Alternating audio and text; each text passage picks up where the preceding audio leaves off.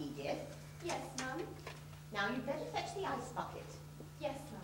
Did you manage to get the ice out of the little tin trays? Yes, Mum. Oh, I had a bit of a struggle, but it's all right now. And you filled the little trays up with water again? Yes, Mum. Very good, Edith. You are making giant strides. Yes, Mum. Madam Arcati, Mrs. Bradman and I will have our coffee in here after dinner. Mr. Condomine and Dr. Bradman will have theirs in the dining room. Is that quite clear? Yes, Mum.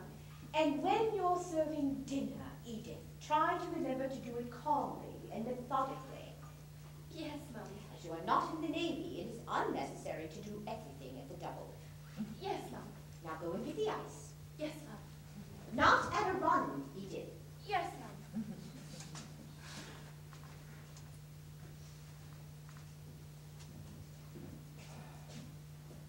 Any sign of the advancing hordes? No, not yet. No ice. It's coming. I'm trying to discourage Edith from being quite so fleet of foot tonight. You mustn't mind if everything is a little slow motion. I shall welcome it. The last few days have been extremely agonizing. What do you suppose induced Agnes to leave us and go and get married? Well, the reason was becoming increasingly obvious here. Yes, but nobody cares anything about those sorts of things these days. She could have popped into the cottage hospital, had it, and popped out again. Yes, but her social life would have been seriously undermined. We must keep Edith in the house more.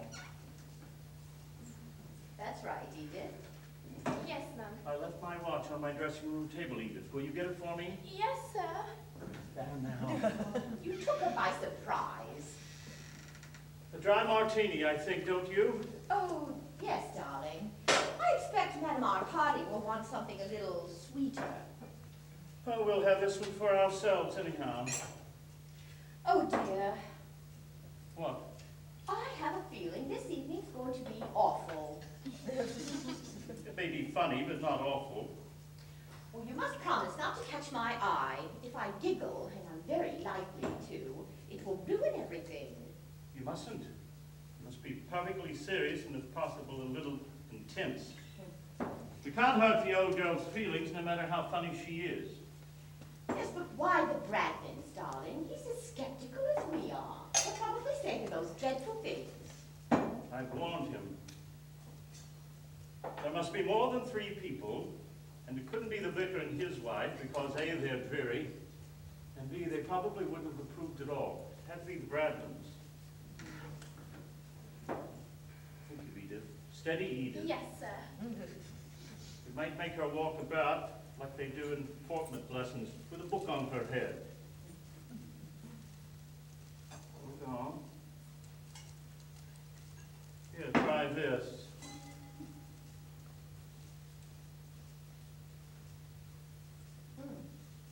Lovely, dry as a bone. To the Unseen. I must say that is a wonderful title. If the evening is a success, I shall start on the first draft tomorrow morning. How extraordinary. What? I don't know, being right at the beginning of something. It gives one an odd feeling. Do you remember how I got the title for The Light Goes Out? Suddenly seeing that haggard, rattled woman at the Hotel of Pirates. Of course I knew. We stayed up half the night talking about it. She certainly came in handy. I wonder who she was. Or if she ever knew. I mean, if she ever recognized that description of herself. Poor thing.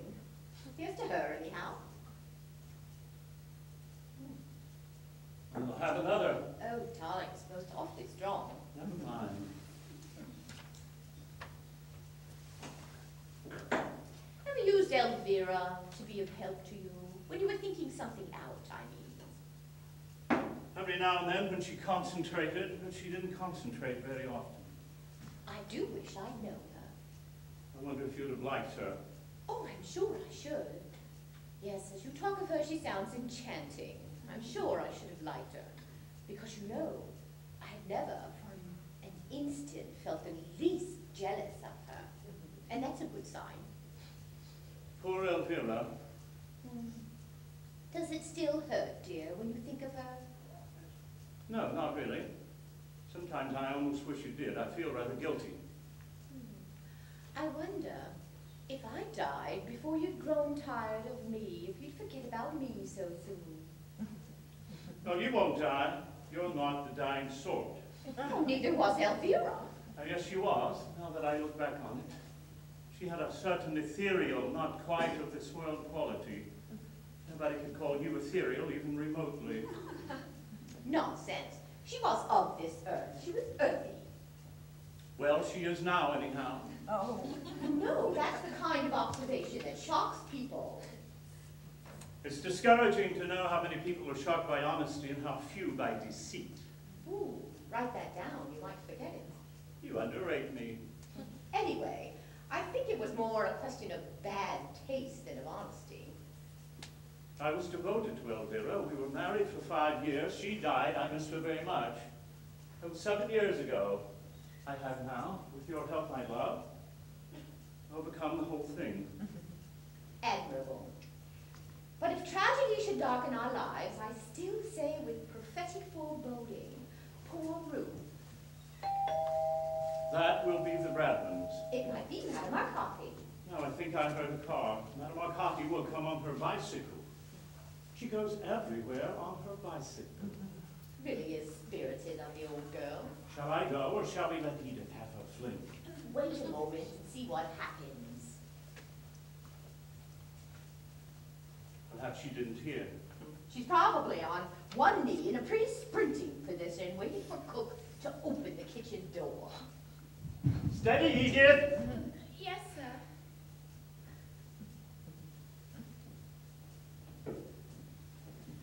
Dr. and Mrs. Bradman. We're not late, are we? I just got back from the hospital about a half hour ago. No, Madame Arcati isn't here yet. That must have been her we saw passing down the hill. I said I thought it was. Oh, good, then she won't be long. It was so good of you to come. We've been so much looking forward to it. I feel really quite excited. I guarantee that Violet will be good. I made her promise. There wasn't any need. I'm absolutely thrilled. I mean, I've only seen Madame Arcati 2 or 3 times in the village.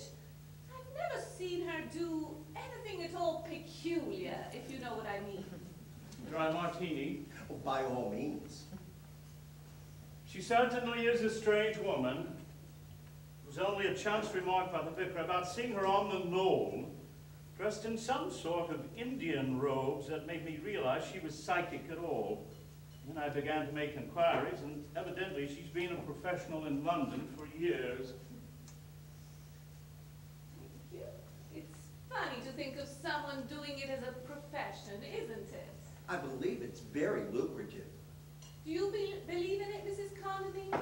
Do you think there is anything genuine about it all? I'm afraid not. I do think it's interesting, though, how easily people allow themselves to be deceived. But she must believe in herself, mustn't she? Or is the whole business a fake? I suspect the worst. A true professional charlatan.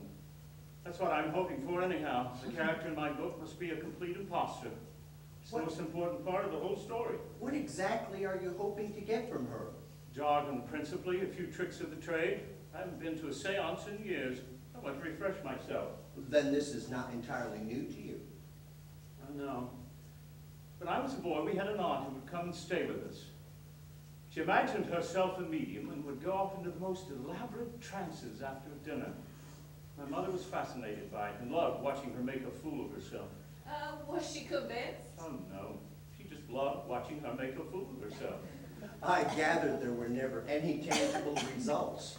No, I don't know. One time we were all sitting around in the pitch dark, and my aunt gave a shrill scream and said that she saw a small black dog by my chair. Someone turned on the lights, and there it was. Oh, but how extraordinary. Well, it was obviously a stray that had come in from the outside. But I must say, I had to take my hat off to Auntie for producing it, or rather utilizing. Even Mother was a bit shaken. And what happened to it? Well, it lived with us for years. I sincerely hope Madame Arcati doesn't produce any livestock. There is so little room in this house. You know she tells fortunes. I love having my fortune told. I expect so. I was told once on the pier at Southsea that I was surrounded by lilies and a golden seven. And it worried me for days. Oh, but we must pretend we believe implicitly, you know, otherwise she won't play. Or it might really upset her, and that would be cruel to do that. I shall be as good as gold. Have you ever attended her, Doctor? Professionally, I mean. Yes, she had influenza in January. She's only lived here just a little bit over a year, you know. I must say that she was singularly on psychic then. I always understood that she was an authoress. Yes, we originally met as colleagues at one of Miss